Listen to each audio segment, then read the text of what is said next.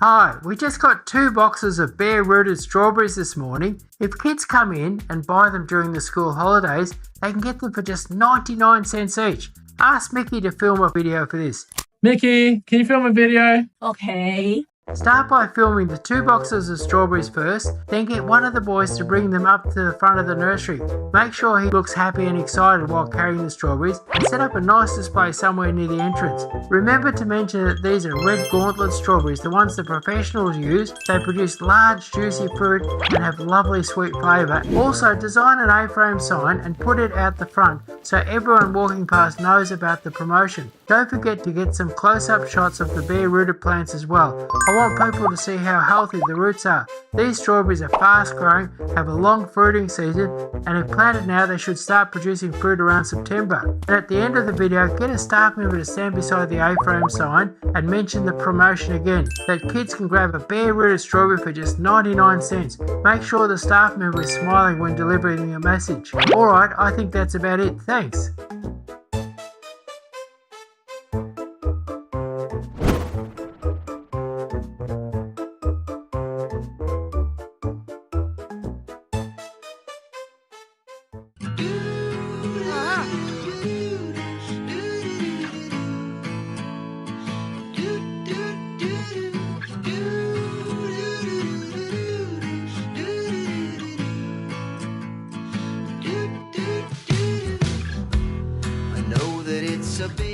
People often ask me if I get upset if they buy plants or book garden designs at other nurseries. And my answer is absolutely not. You're free to go to whatever nursery you want. Just kidding. We've got thousands of plants and a good garden design centre, so you better come to Hello Hello. So here's your free delivery. Wow, Chris, this is beautiful. That's right, when you spend over $299, you get free delivery and you get a $100 weeping cherry for free. And this will make a beautiful centerpiece in the front lawn. Whoa! Don't wait, the garden's calling. Click now, tap the link and let's go. Wow. I just want to say it is phenomenal. It's amazing. Awesome surprise. And that's what we're doing. When people spend over $300, everybody gets a free weeping cherry. It's a $100 weeping cherry. What do you reckon? It is the most unexpected surprise. Yes, very good. Yeah, I like it. It's been absolutely fantastic. Thanks, Hello Hello Plants. That is amazing. Thanks, Chris. It's beautiful. Thank you so much. Yay! The free weeping cherries are on me.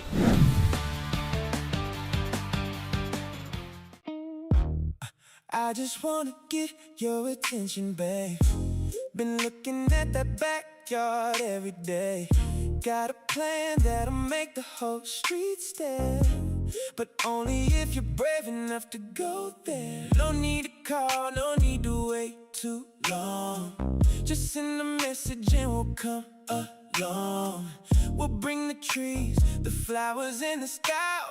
Turn that empty space into your paradise. I do. And not only that, I can do an economical, original, beautiful garden design. In fact, you should check out our $299 garden design package, where you get $300 worth of plants, a $100 feature tree, and a 45-minute garden design consultation, which will set you up with a beautiful garden. So book now.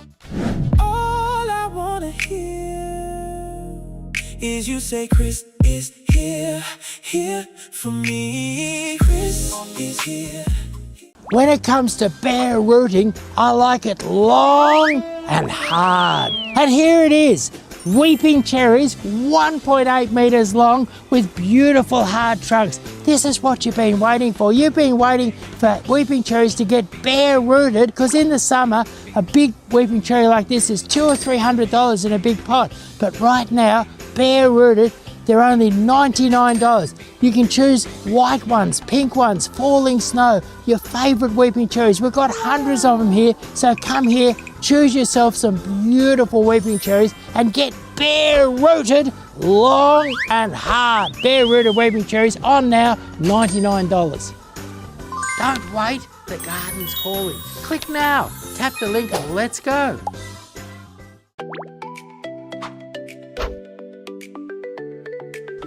We are looking for azaleas, and if we might find some bargain while we're here, hopefully. Today I'm looking for some bougainvilleas of different colours. So I'm going to get one of them and then maybe look at some large pots. We think it's good for us. We like they look like healthy plants and everything looks good here, so yeah. Well, as soon as I walked in, I realised it is huge and it's a lot bigger than I remember or what it looks like from the front. And I think that's good that you can just get lost in the pathways. It just provides the most natural experience, I think. Don't wait, the garden's calling. Click now, tap the link and let's go. Why are you hunting down a heavy trolley, loading it up, pushing it all the way out to your car and lifting it out again just to pay $15 or $18 a bag? That's the old way. Forget the old way, get the best premium potting mix in the cheapest bag straight in the boot of your car. 3 bags, please. Of course. That's easy, 3 bags straight in the boot. Our top quality premium potting mix has millions of dollars invested in the infrastructure and technology, great for your garden. That's easy, off you go. Too many plants means too much mix. See you at hello. Don't wait, the garden's calling. Click now, tap the link and let's go. This school holidays, we got 99-cent strawberries for the kids. Wow, only 99-cent for kids only. Wow, I want this. Grab the strawberry and put it in the bag. 99 cents for kids.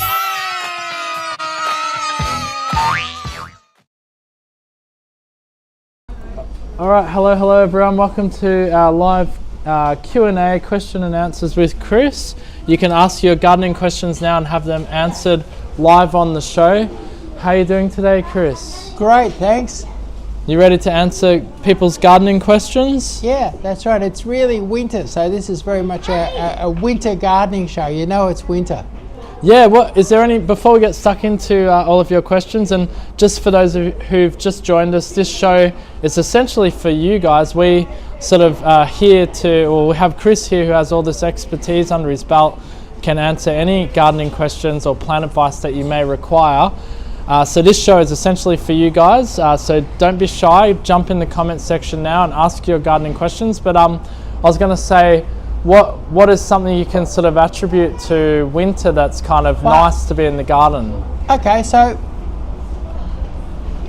right now is a good time to take stock. Like a lot of people go shopping in the springtime to buy plants for their garden, and they buy all these beautiful flowering plants in springtime, and the net result of that could be that when winter comes, your garden just this grey miserable mess. Oh, so they wait till after winter? Well, yeah, people the big shop in Melbourne is when spring comes, people go berserk and they go down the nursery and they see this in flower and that in flower, and they buy all this stuff that's in flower in springtime. Yeah. And what they end up with is a colourless winter garden. And so that's a good point, actually. And so a great thing to do is go around your neighbourhood, or even as you're driving around, and start looking at and actually I was out doing a couple of deliveries over the weekend, and I started to I was looking for a bit of colour in people's gardens, and I'm seeing what gives you colour, and like there's things like surefire colours. Like right here, I've got this beautiful red Nandina here, and your Nandinas give you colour at this time of year. But that's not all. You've got coprosmas. Like if you we just on coprosmas, we released a couple of videos last week. They're doing quite well. So if anyone wants to watch Chris going over the coprosmas and showing off their colour, there was the pink splendor coprosma that you showed off. And I think the other one was Sunset Tequila or something, Sunrise. Tequila Sunrise, yeah, that one, yeah. Pacific Sunset, yeah. Yeah, so there's a couple of videos we released, and here's Mickey's bringing some now, so you can have a look to add colour. Yeah, look at this beautiful pink coprosma here, and then look at this lovely coprosma here. Look at the colours, the lovely rich colours in that there. It's really nice, yeah. Coprosmas give you great colour. Like if your garden's a bit colourless in the winter and you want some winter colour, it's a great time to start looking at what's around, And in terms of flowers, you've got things like French lavender's in full bloom at the moment. Yeah. It's absolutely fabulous. You've got your Mexican sage, which you can have in white, pink or blue. That's right. And they're flowering beautifully at the moment. Yeah. There's a bit of generally there's a bit of a shortage, but so you've got your coprosmas, you've got colourful flaxes. You've got things like your orange sedge grass, beautiful orange. You've got your blue fescue. And another one, baby. I mean, it's not really a shrub, but the baby blue eucalyptus. I mean, I know it's like that all year, but that gives you lovely blue foliage. Nice, yeah. So all of those things. Actually, there was one customer. I made them a winter garden, and I did Senkaki maple, which got beautiful red stems. Coral stems. Yeah. So I used red stem Senkaki maples. I used oak leaf hydrangeas, which have lovely burgundy on them in the winter. I used orange sedge. I used blue fescue. And there's so many things that you can do that give you beautiful winter colours. And so your garden, and I believe the reason why so many people have colourless winter gardens is that they could do all their shopping down the nursery in springtime. Miss out on the season of winter. So if you come down to the nursery, you can actually see nice. We go the plants that give you that winter colour. We go heavy on them in the winter and fill our nursery with winter colour. And there's not much in the way of flowers, a little bit of flowers, but lots and lots of nice colourful foliages. Beautiful. And our most popular video last week was actually I don't know if it's winter flowering, I wanted to ask you, it might have been posted off season, it was a repost, but the alyssum, white flowering alyssum, that's our most popular video last week. It went absolutely berserk with over 100,000 plus views. Is that that's not a winter flower, is it? It's any time you want flower. Is it? Alyssum is the world's most.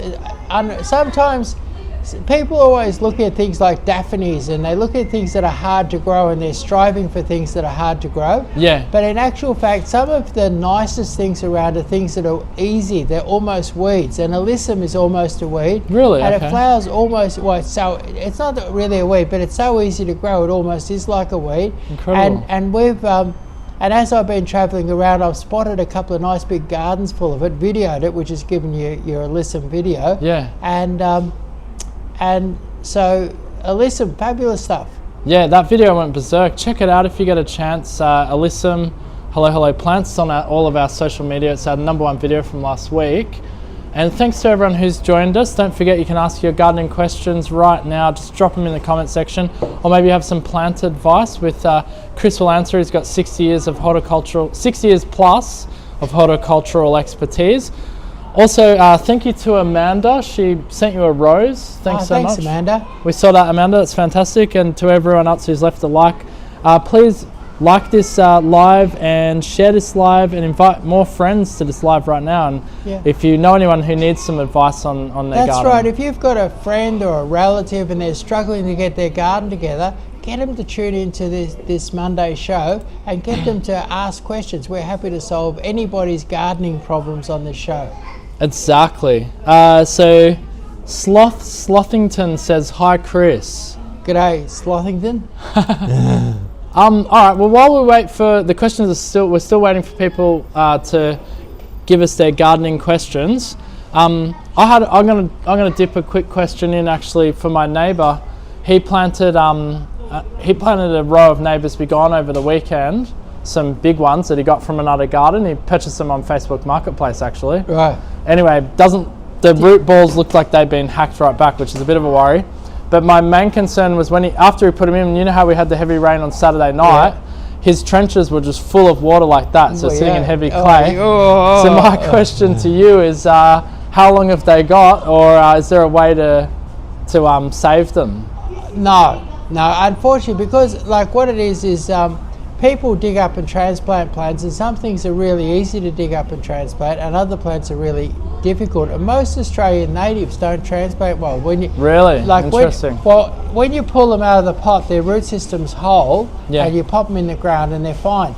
But when you dig them out of the ground and you chop their root system, you might chop it back by 3/4. Where a Japanese maple or an English box will withstand that. Because they're more of a deciduous style. English box isn't, but Japanese. They have a more definite they have a more definite dormancy. Yeah.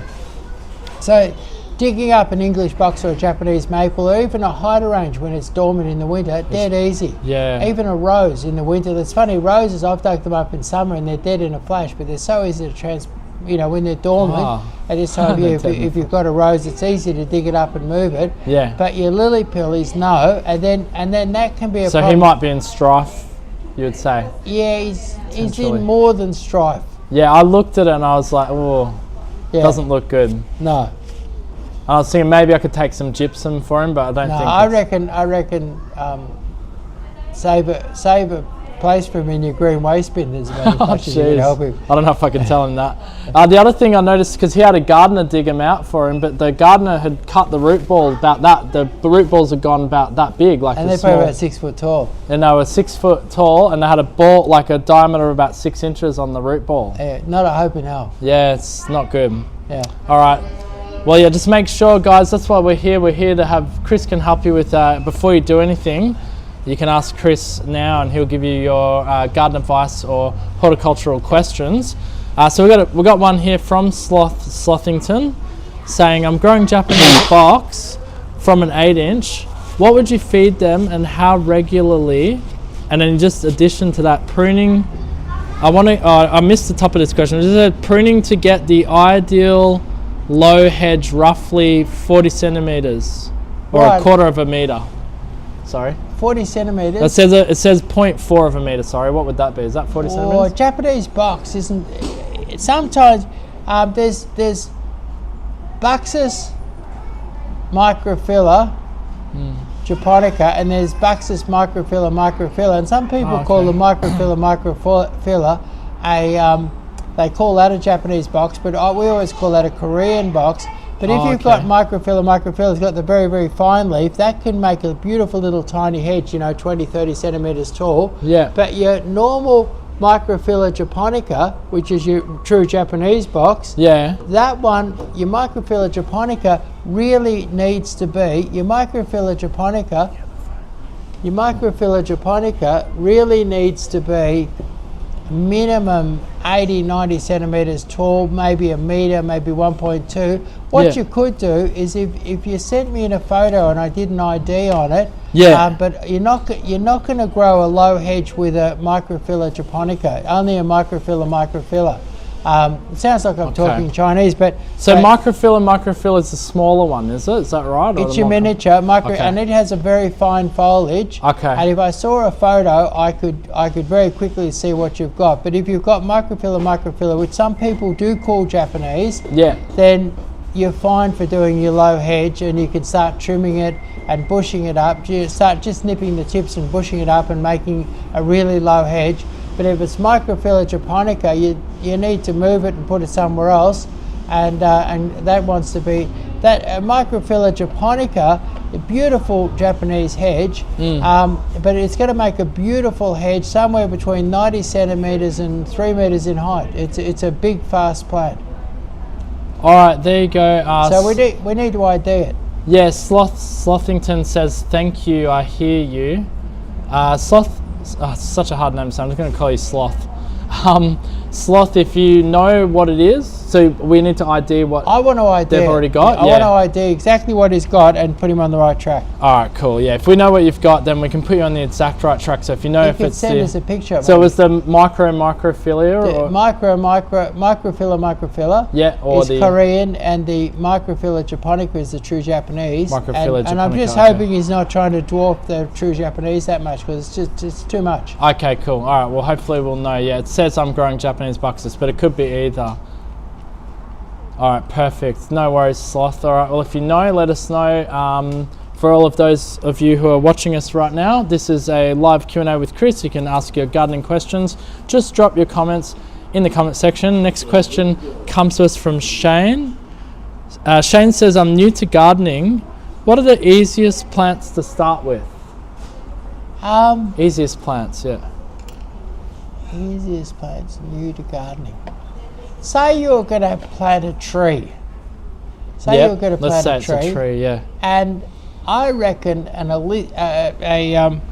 Nishiki Willow. I've got those in. Normally they're pretty expensive, but I've got bare rooted ones coming in this week. Yeah. And your Nishiki Willow is a sort of a ball on a stick, sort of like what children used to draw. But the wonderful thing is that in spring, its foliage is white and pink. It looks absolutely amazing. Okay. And they're not easy. They're not easy to grow. They're actually extremely hard to kill. Well, okay. Yeah, they are. I remember I had one at my old place. Yeah. Yeah. So really nice. Yeah. And then what would look nice under that is some purple alyssum. That'd be so beautiful. If you went out in the middle of your lawn and you dug a nice round circle and you cultivated and got it all right, whacked one of them Nishiki willows in there, put purple alyssum around it. Yeah. You'd spend very little money. And it would look fabulous. And it would. People would go by and they go, wow. You know, in that video, the alyssum video, the person said I had standard ficus, I think it was. And then the alyssums were in squares underneath. It looked really interesting. Really like good, simple but interesting. Yeah. All right, so Nishiki Willow, Shane, and try purple alyssum underneath. The purple alyssum, we have them here, don't we, as seedlings? Is that right? Yeah. Sometimes, not all here every day, but if you ordered them in advance, I could have nice purple alyssum here. And purple alyssum's great stuff, and it would look really. And imagine springtime, you got white and pink foliage on your Nishiki Willow. Yeah. And purple alyssum, and so you could create, and that's when you're starting out in gardening. It's really good if you can create a beautiful effect that you can admire and your family and friends and that can admire. Yeah. You know, something that stand out and amazing, and so that would be a really incredibly easy starter thing. Okay. So a nice little round or square garden bed, Nishiki Willow plonked in the middle, a little bit of fertilizer, a little bit of water, and some purple alyssum all around. Yeah. Spectacle. Yeah. A spectacle in no time. The Nishiki Willow needs a bit of pruning, but it's not often. Like, it's pretty simple to look after. Yeah. Yeah, dead easy. Like I reckon often I get young couples in here just doing their first garden, all nervous and everything like that. Yeah. And the Nishiki Willow is the sort of thing I like to sell them because it's not super expensive and it's really hard to kill.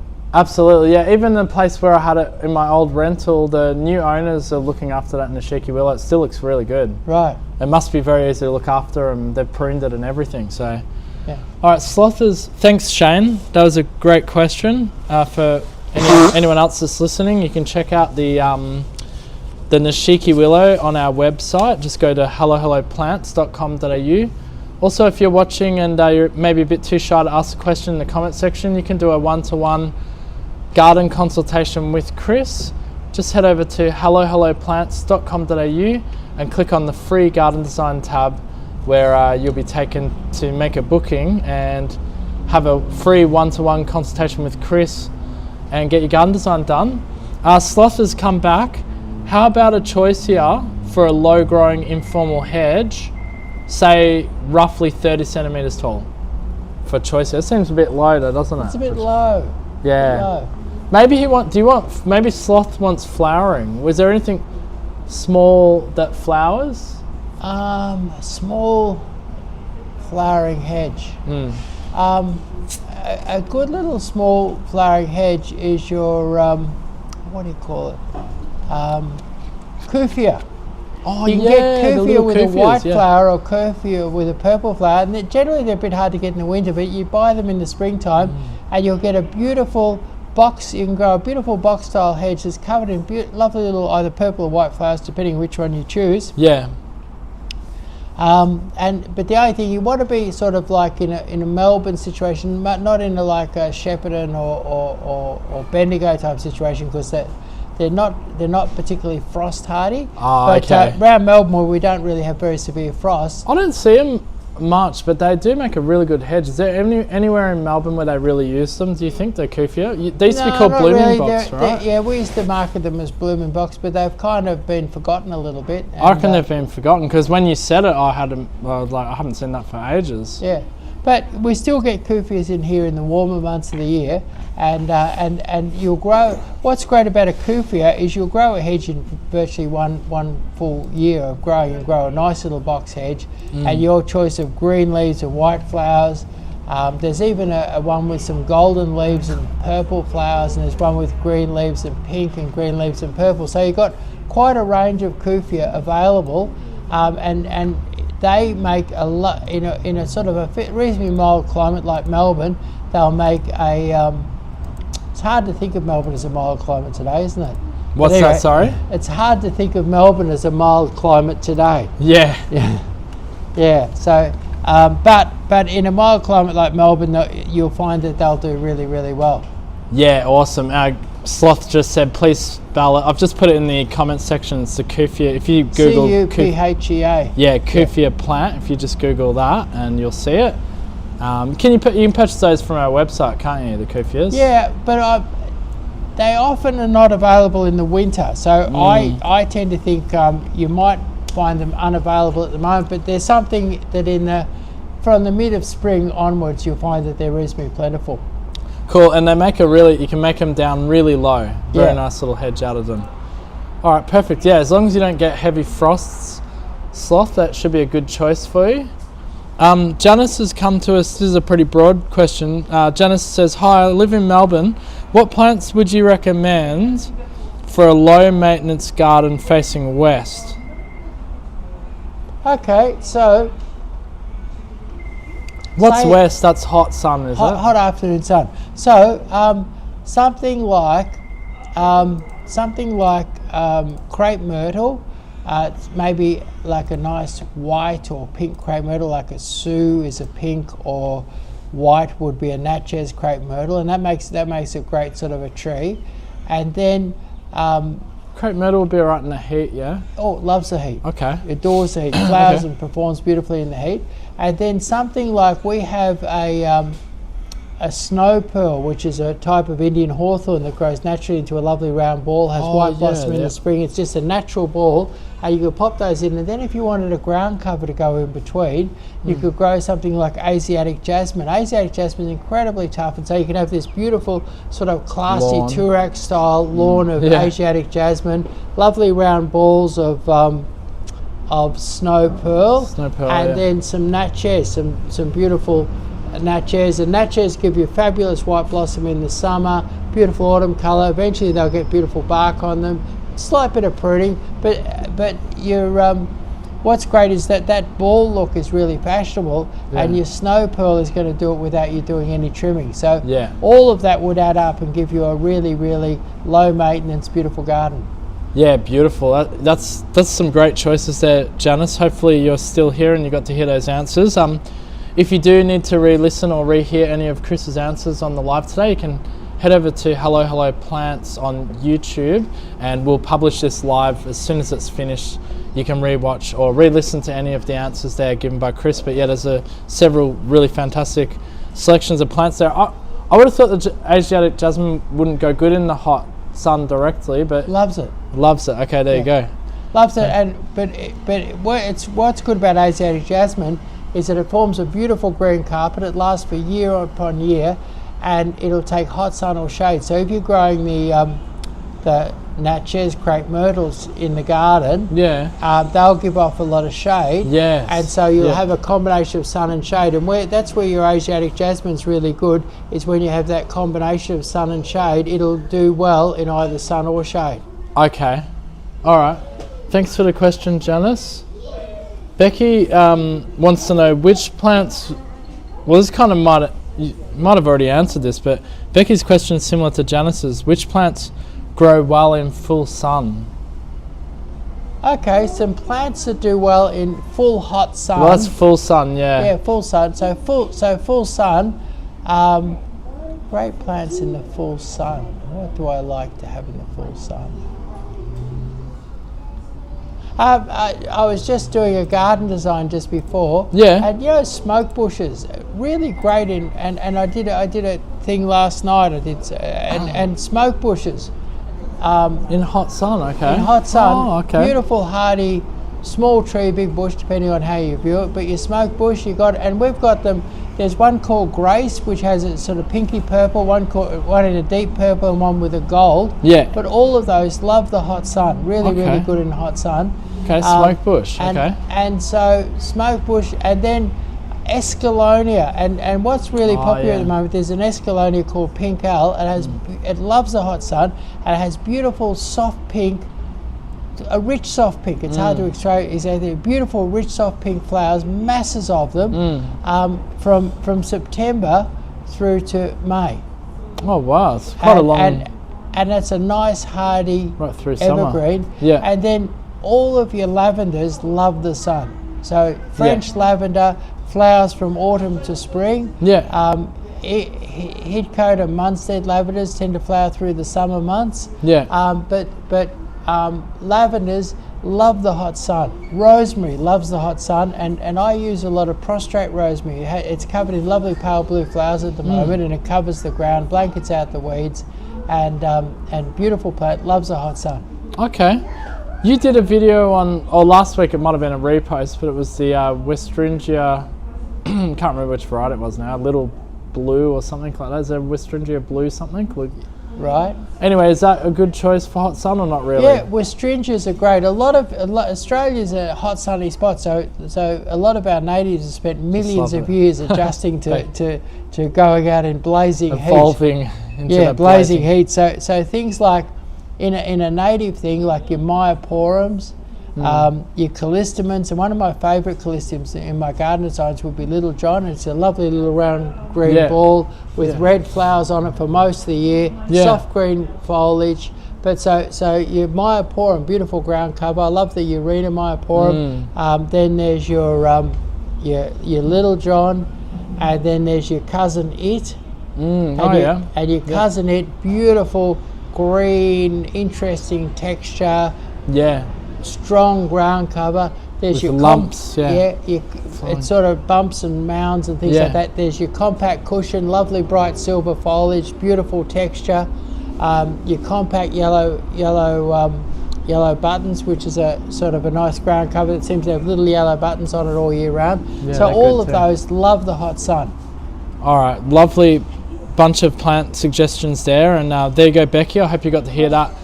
If you do want to re-listen again, you can re-listen to Chris's answers over on YouTube. Just search Hello Hello Plants on YouTube, and this live, we publish it straight after we go live.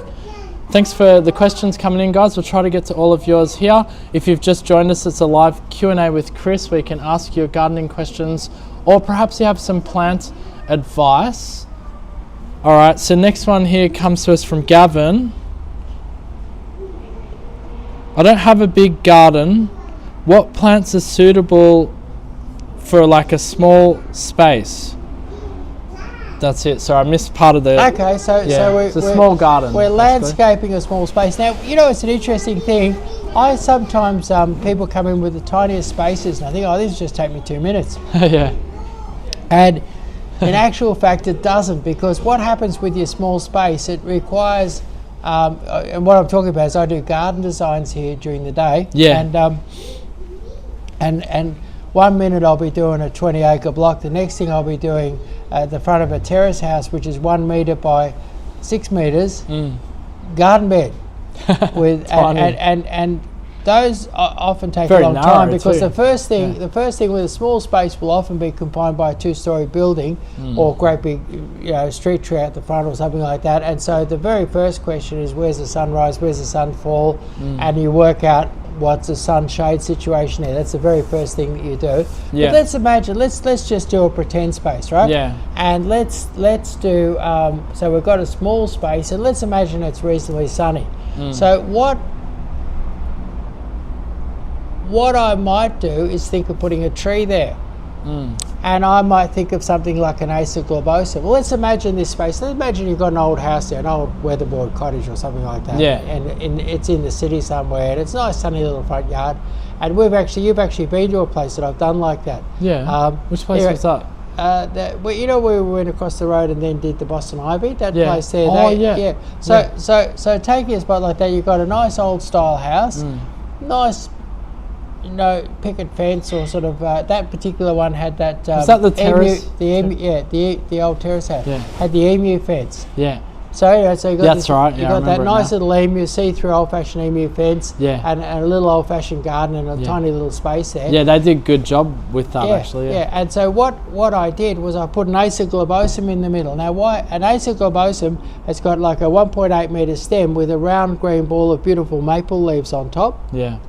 And so why would I do that is so that you can still, the house is a beautiful old house. I still wanted to see the house. So when you're on the street, you can still see the house, but it's not just, it's enclosed and by this lovely green ball of lovely maple leaves. And also then what we did was we put cottage plants in there, and we put a nice mixture of cottage plants in there.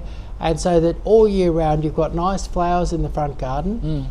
You can see the front garden, you can still see the house. It's all softened by these lovely cottage flowers. And also with that particular garden, it had a wire fence, an old-fashioned emu wire fence, and you could see through the wire fence, and you get all these all the colours are on display. Yeah. And then the front of the house was still on display because we just had the tree was just a it wasn't covering. Yeah, it was just a nice little ball of green maple leaves on a stem. So that's a possible design. So very often, summing it up, you would use a standard tree. So one with a head, and we have all different sorts of standard trees, and there's an incredible selection of them. So you can always find one that you like. You use a standard tree so that you have room for a nice layer of, could be ground cover or cottage plants or some modern arrangement of different topiary balls or something like that. So you have something on the ground, you have the tree suspended on a stem up above it all, and possibly don't have, and with a lot of those standard trees, the head doesn't get too big because in the small space you don't want a giant tree dominating that space. You want the tree to remain compact. So that is broadly my attack on designing a small space. And you can prune the Acer globosum back, can't you, to a small ball? Yes, that's right. I've used the Acer globosum in very small gardens, and I tell them to cut the ball back to 1 metre head every winter. Okay. And then it'll shoot back out to 1.5, 1.6, and then you cut it back again, and you can keep it sort of moving between 1 and 1.6 with just one trim a year. Yeah, I seem to recall that was a very nice garden, and they had a very good, really interesting backyard as well. Yeah, nice. The backyard was modern and completely different. So it was very much, the front garden design was very much influenced by the look of the house and the fence. All right, great question, Gavin. And yes, if you do need some one-to-one consultation garden advice, Gavin, you can always book on our free garden design over at hellohelloplants.com.au. Thanks to everyone who's asked a question today, and we are trying to get to all of them as we roll along here in the live. This is your chance to ask Chris if you have any gardening questions or you'd like some plant advice. Then drop your comments right now in the comments section of wherever you're watching us, and Chris will get to answering that live. All right, next one comes to us from Clip City. My English boxes that I planted in ground have been yellowish with slight green since I planted. The rest of the question's not there, but okay, so maybe some advice on why or how to fix the yellow. Okay, so what I want you to do is, often what happens with box in Melbourne, box is the most planted plant in Melbourne, and it's also the plant that because I'd say that Melburnians must plant 1 million box plants every year. You reckon? If not 1 million, it's well, 2 million. It's probably our highest selling here, isn't it? It's our number one selling product here. Yeah. And I'm sure it's the number one selling product at lots of other nurseries too. So the problem that occurs most often is people put box around the edge of their concrete paving, and sometimes the water will sheet off the concrete paving in one particular direction. All right. Now, if that yellowness is on the low side of your concrete paving, right? It's sort of if it's just confined to a particular area, and that's where all the water runs off the concrete, then what you've got is wet feet. Now, that's interesting. So you can see just based on where. What side. So say you look at a thing, and on the low side of the paving, it's all yellow. You've got wet feet. So, and what's good about having wet feet right now, sounds like a bad thing, but it's actually it's good, because right now you can we'll talk about digging things up and moving them. Winter, yeah. English box is highly transplantable in the winter. That's good. So say I had a spot that I had a drainage problem, what I could do is I could dig up my English box, you could actually pack them up in a box or something, keep their roots moist, pack them up for a week or so, and you could put a drainage, an agricultural drain in under there, Yeah. put some nice well-drained soil in there, give them a bit of fertiliser and stuff and put them back and Right. have the water draining away underneath. Right. So the first thing is you dig down, you'd have a look at how the paving worked, how everything worked, and you dig down and check it out. Yeah. And if you've got a drainage problem, that's accounted for the yellowness. The other possible thing that causes yellowness is a lack of nitrogen.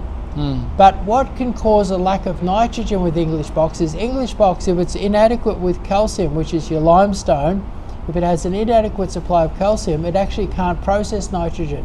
I think there's other things for humans, like there's certain What is it things- again? So if it has an inadequacy of which one? If they have an inadequacy of lime, Yeah. like no calcium, Yeah. they can't. You can throw Osmocote and stuff on there, and it won't work. absorb. Oh, okay. And so what? So say you've got you've dug down, you've looked at the concrete, you've got no drainage spot, but they're yellow, no drainage problem. You haven't got wet feet, and like if you do have wet feet, you've got it right now because it's been raining like crazy for the last 3 or 4 weeks. Yeah. So anyway, so say it's not a drainage problem. The soil you dig down there, the soil smells sweet and nice. It's moist, but it's not overly wet. There's a Yeah. bit of air in it. Yeah. So that's not your problem. Then what your problem is lack of nitrogen. No. Okay. But in most cases, lack of nitrogen is caused by lack of calcium. And Okay. so if you just throw lots of nitrogen onto might your not plant, get it, yeah. the plant won't get it. So what you have to do is you get your hedge and you put 1 kilo of dolomite lime on. So you haven't got a drainage problem and you're still yellow or Yeah. discoloured with your box or not growing well. Yeah. So you put 1 kilo of dolomite lime on every metre of hedge. Okay. And dolomite Well, that's lime, quite a lot, yeah. that sounds expensive and weird and stuff like that. But if you can buy your dolomite lime from a company called say EE Muir and Sons. You buy it in great big bags. It's really really cheap, so it's not a big deal.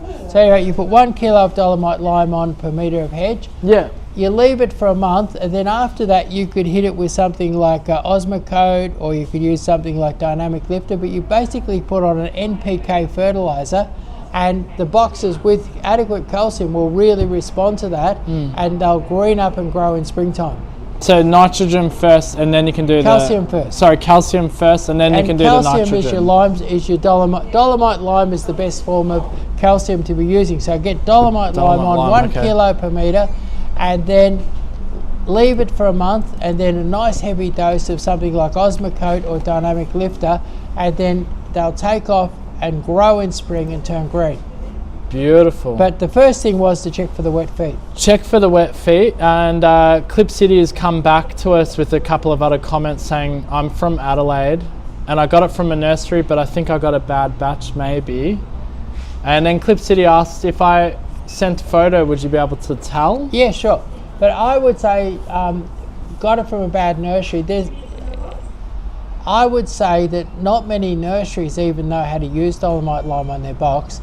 And so where they've been in a pot for a long time, and they've turned yellow, the nurseries don't know how to fix it. That sounds like a job for dolomite lime. Yeah. So if they came to you, if you bought them and they were a bit yellowy and they got a bit more yellowy, they need calcium, and then leave it. They put dolomite lime on, leave them for a month, and then on go with your Osmocote or your Dynamic Lifter. Okay. All right, perfect. And then Clip City is just saying, would it be okay to fertilise it in winter with that dolomite lime if necessary? Oh, absolutely. No, Yeah. it's not okay. It'd be the best thing you could do. All right, there you go. So yeah, definitely get onto that. 1 kilo per metre of hedge. Yeah, so Clip City is just saying, where can I send photo? What platform is easiest? I think the best would be to our sales staff, yeah? Yeah, give them that, yeah. Yeah, so it's simply sales@hellohelloplants.com.au, and we've got a team of fantastic sales team here that know quite a bit about horticulture. If you send the photos through, you can attention it to Chris, yeah? Yeah. Yeah, attention it to Chris, and then he'll have a squeeze of that, and then we'll be able to tell whether it's the which one it is, yeah? We're just dropping that in the comment section now for you. All right, guys, we're gonna have to wrap this live up very shortly. So if you have any gardening questions or you need some plant advice, please drop them in the comment section right now. We haven't got much more time with Chris, so this live is for you guys to ask your gardening questions or get some plant advice, or if you want to have your own time with Chris, you can do that. You can book a free garden design on our website over at hellohelloplants.com.au. Clip City also says, all I have currently is NPK fertilizer from Bunnings. Will that be okay, or need dolomite lime? You need dolomite lime. The dolomite lime, what it is, your NPK, if it's badly deficient in calcium, your NPK fertilizer is just not going to work. But it'll work beautifully if you're dosed up with dolomite lime for a month. All right, perfect. That answers all of your questions there, Clip City. Clip City says, thank you so much. You are welcome. All right, guys, we'll be taking, if you have any last minute suppressed questions you want to ask, gardening questions, get them through.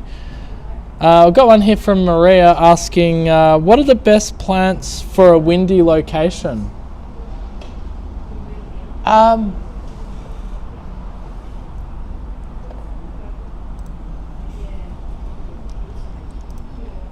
Things that I would tend to use in a windy location. Say, for instance, say you wanted a really pretty purple tree, I would use a Prunus nigra. Lovely pink blossom in the spring, beautiful purple foliage, and they love the wind. So a lot of people would think that, you know, that they couldn't have a really exotic purple tree in a windy spot. But with something like that, you could have a beautiful purple tree. Yeah. And then, in terms of bushes, right, you could do, Nandinas are fabulous. And they don't mind the wind, do they? Yeah, they're bamboo, quite strong. Yeah, and there's different sorts of, you can get different colours and styles of Nandina, but they're all great in a windy spot. So Nandina's fabulous in a windy spot. Great. And then carpet roses. Carpet roses are fabulous, like, and they give on, and you can get them in white ones or pink ones. A bit hard to get at the moment, but whites and pinks and I think the whites and pinks are the best. Some of the other colours I don't like that much. There's a nice scarlet one though, but carpet roses tend to be a little bit hard to get. But if you go for carpet roses, and they make a beautiful mass planting. Another tree would be a crepe myrtle. Crepe myrtles seem to absolutely thrive. They like a hot sunny spot, and they don't care if it's a bit windy. They've got a lot of fine foliage trees, and they have beautiful blossom, beautiful foliage, beautiful autumn colour. They're a wonderful tree to have. Yeah. You can get them with different coloured blossom. Yeah. And you can get them ones that grow sort of giant, ones that grow medium, and and ones that grow good small. in the strong wind. Oh yeah. It doesn't say, Maria doesn't say where she's from. Like, whereabouts in Melbourne is super windy? Like, if you go over near the airport or something, is it? Or well, look, where we are here in Campfield, true. it's it's quite, windy, isn't it? Yeah. Campfield's terribly windy. You're right. Yeah. So anywhere north, I suppose. And say you wanted a Japanese maple, and you lived in a windy spot, and you think, oh, gee, I can't have a Japanese maple here. Yeah. Try a trident maple. A trident maple. Okay. Much more wind hardy than other ones. And another thing is birches do really good in a windy spot, but what it is with birches, they love to be clumped together. You know, plant 3 or 5 together. Yeah. And like at the moment, we've got birches really cheap. We've got nice ones for $10.99, so people could afford to plant 5 or 10 or 15 of them really easily. Yeah. But birches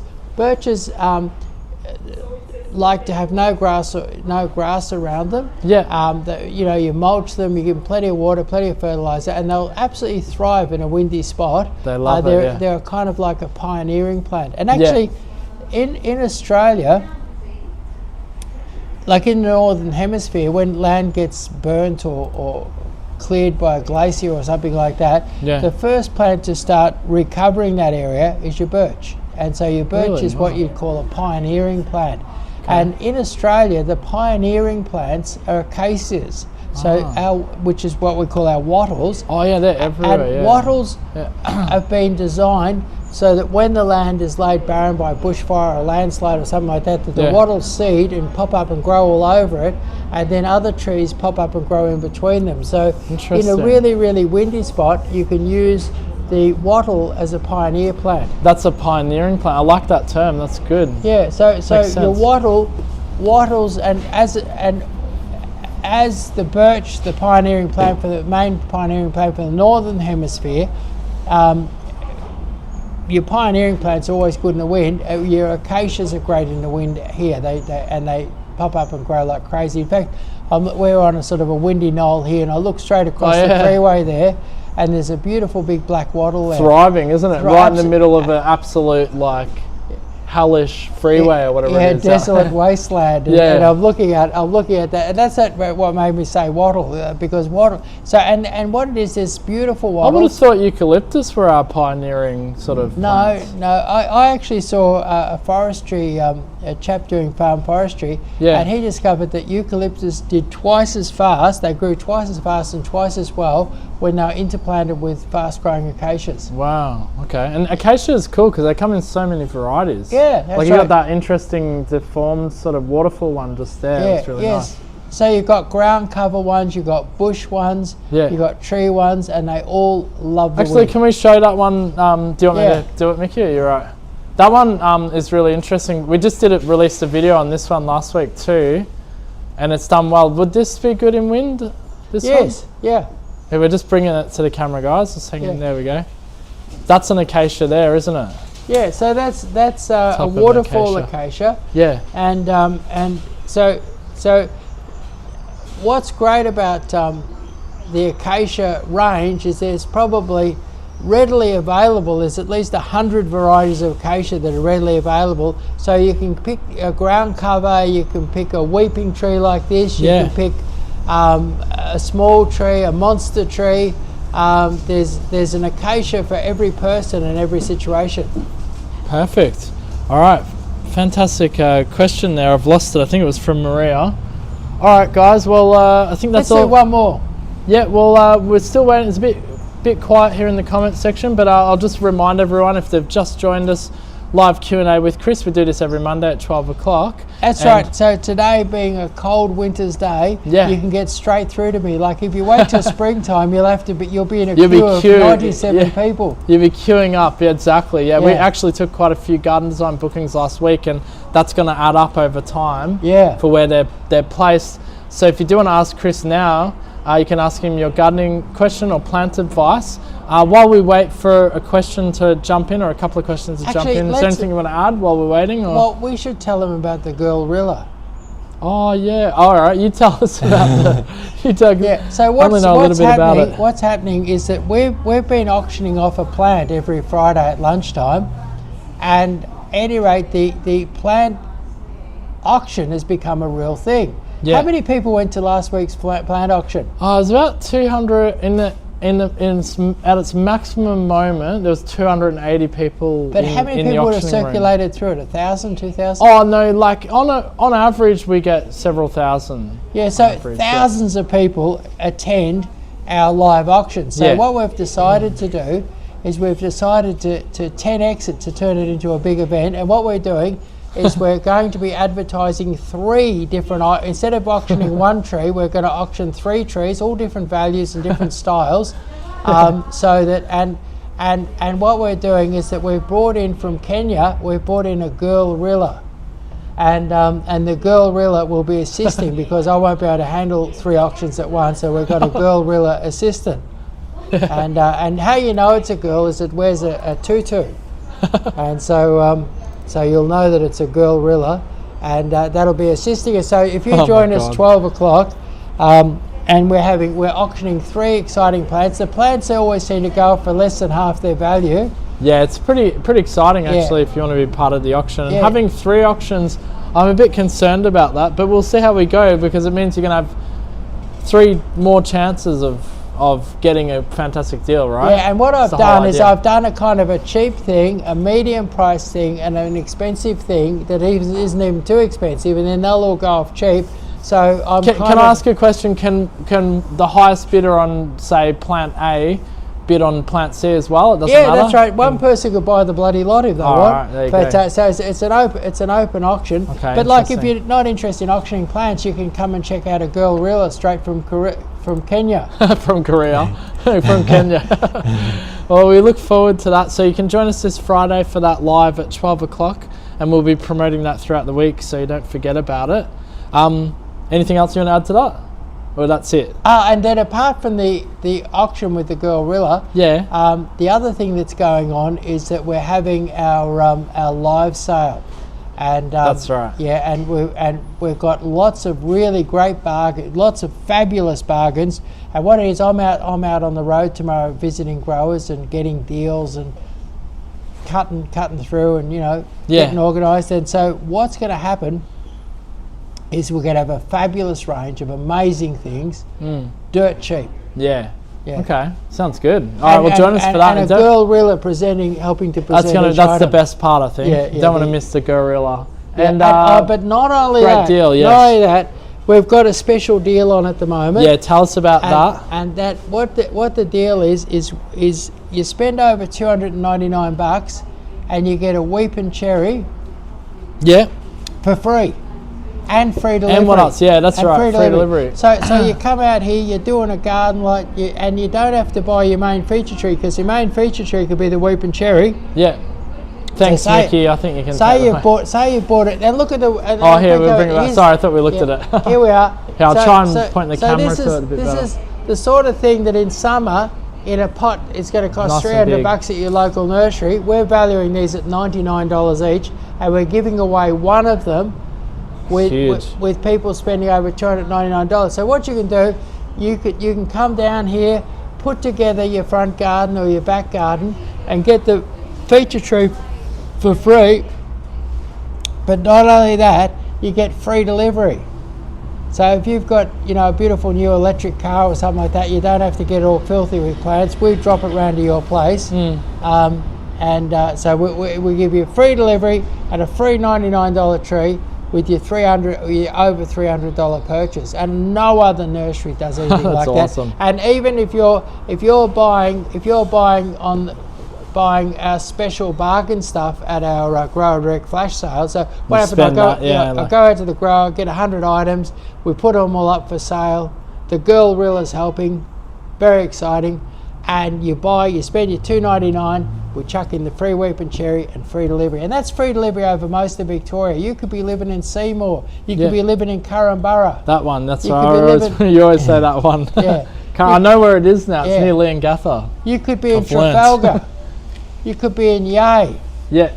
And free delivery. free delivery. So you spend $2.99 on your plants, get a free weeping cherry plus free delivery. Is that right? Over most of Bendigo, Ballarat. That's mad. So don't feel like a lot of times you see nurseries putting on deals, but they're on the other side of town. They don't deliver over your way. So we've got free delivery and a free weeping cherry. Best deal on the planet when you spend over $299, and it's on now. It's on right now, and get stuck in. This is the best time to get your garden done on the cheap. Thanks so much to everyone who's joined us today. Make sure you're sharing this live so others can discover it and these amazing deals as well. And please like this live. We're going to end off with, looks like we've got one more question that's come in to us from KM, asking, do you have any Australian fan palms and do they do well in Melbourne? Sort of two questions for one. So, Australian fan palms. what is that? I reckon they're quite tropical, and we don't ever have them here. So I reckon, okay. But in a fan palm, we have the European fan palm here, and we have the Washington fan palm here. Is Washington the European the parlour palm? Is that one? No, the European fan palm's the one with the hairy trunk. Oh, yeah, okay. And it's a sort of thick brown hair on the trunk. Yeah. So we do have fan palms, but not the Australian fan palm. And I know that when I'm in Queensland, I see it, but I've never seen it in a garden in Melbourne. So I reckon it doesn't grow down here. All right. No, unfortunately, Cam, you heard it here. All right, thank you so much to everyone who's given us a question or dropped a comment, plant advice. We do this every Monday. You can join us next Monday at 12 o'clock Eastern Standard Time, Sydney Eastern Standard Time, or Melbourne Eastern Standard Time. Join us at 12 p.m. next Monday, and you can, if you missed out on getting your question answered, Chris will answer it here live. And that's pretty much it. Yeah, join us this Friday as well for the live. Join me and the girl Rilla. Oh, here we go. Mickey's all over it today. Join me and the girl Rilla on Friday lunchtime for our big auction. And here is a Washington fan palm here. Yeah, that's nice, isn't it? Yeah. And what's interesting, we have 200,000 plants in stock here. Yeah. And we've got more plants. And what people have been saying, maybe with the tough economic times or something like that, they're saying a lot of nurseries they're going to are a bit empty. And they Really? come here and they're thrilled to find mountains and mountains of plants. Incredible selection. Some people here on the weekend spend 4 hours going through it. To go look at 200,000 plants takes you go look Takes at the whole lot, forever. takes you 4 hours. Yeah, there's a lot of stuff out there. Yeah. And there's a lot of hidden gems out there too.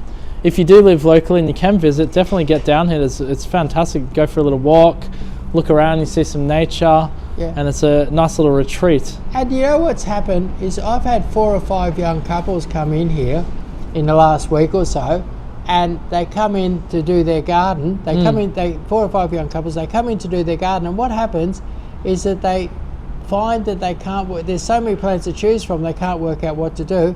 And so then what they do is they book in for a garden design. We do a garden design for them, and they're really happy because they're able to sort of intelligently access this incredible resource of plants that we've got here by having me kind of sort through what they want and work out what's going to do what they want, you know? Yeah, they feel relieved to be able to get some Yeah. advice, you know. So they come in and get a bit overwhelmed, and then get a garden design, and we're able to get them back on track, you know? Absolutely. So if you can get in here, 1477 Sydney Road, Campbellfield. We're open 7 days a week. Hey, that's the Australian fan palm. I put it up there, Chris. And KM says the one from Cairns. So yeah, probably not. Have you seen that in Melbourne? Never seen what I've seen. I think you could do that indoors in Melbourne, but it's definitely not an outdoor palm for Melbourne. Right. Well, anyway.